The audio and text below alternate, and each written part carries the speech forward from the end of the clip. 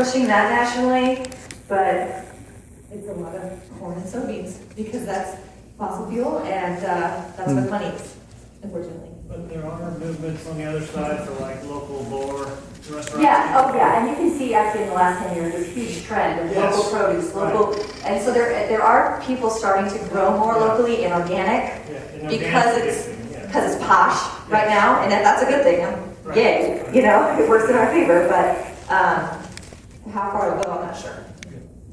So, because we can't change everything, my family, and that includes not just my husband and my son that's still at home, but my married kids, we've decided that coming up this summer, we're not going to purchase any produce or anything that's comes within 100 miles of where we live, because we want to support the local farmers. You know, and we live in the city of St. Louis. I don't have a big garden spot, but I grew garden container tomatoes last year. So I'm just encouraging, do what you can, and we may end up spending a little bit more money, but we might not, because we're not going to buy anything packaged. 3 ingredients or less is what we're going to look for on a package. So just to say, you know, personal decisions can change things.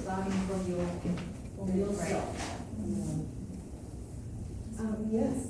So, I graduated in 2007, and so, my 8th grade year, I took home economics. My freshman year, home economics was offered at the school, but after that, I guess due to budget cuts and whatnot, they took the program out of our school. And that was a big part of teaching the kids how to maintain a home, maybe without their parents, because they work late nights, and being able to cook for their siblings.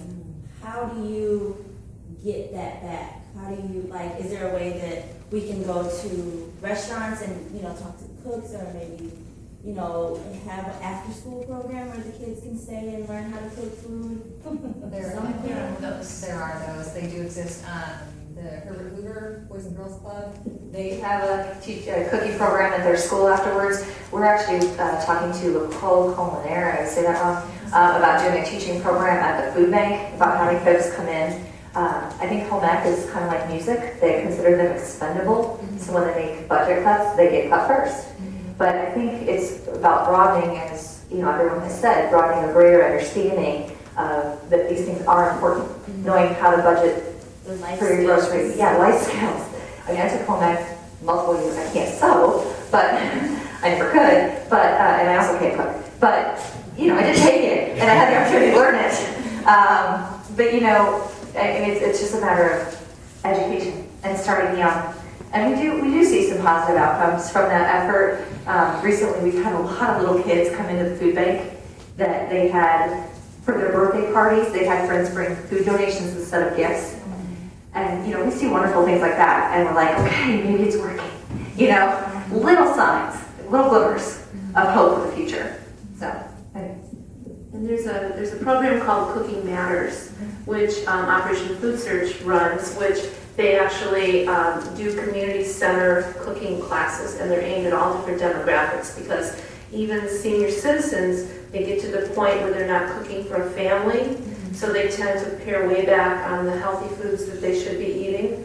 So there's all kinds of different classes that are going on. And at WashU, we have some of the teachers from the med school who are going into preschools and teaching children, you know, the proper things to eat. And when the kids love it, then they go home and say, Mom, why don't you buy this? You know? And then the parents will listen to that, hopefully, and make healthier choices. So there are a wonderful array of things that we could done in St. Louis right now. So.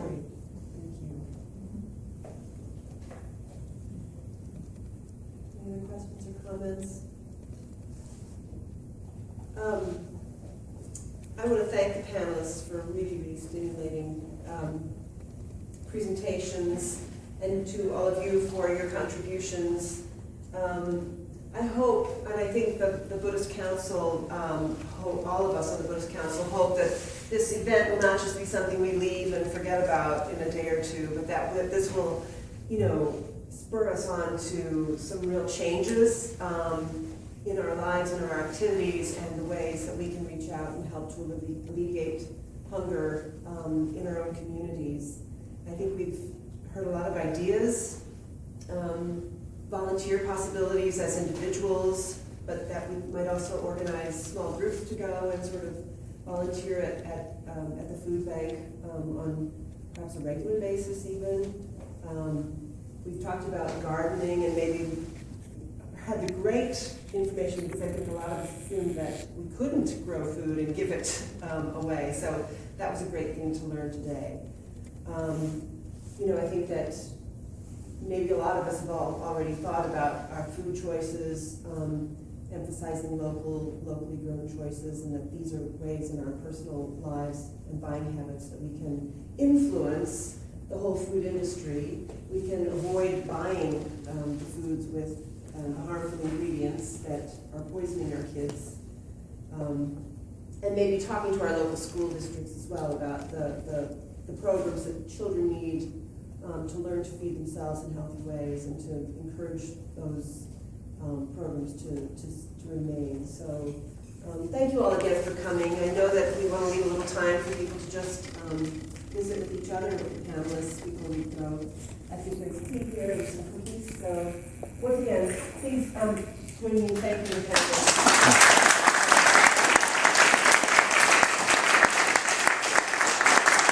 And so much to make their space available to us today. Thank you so much.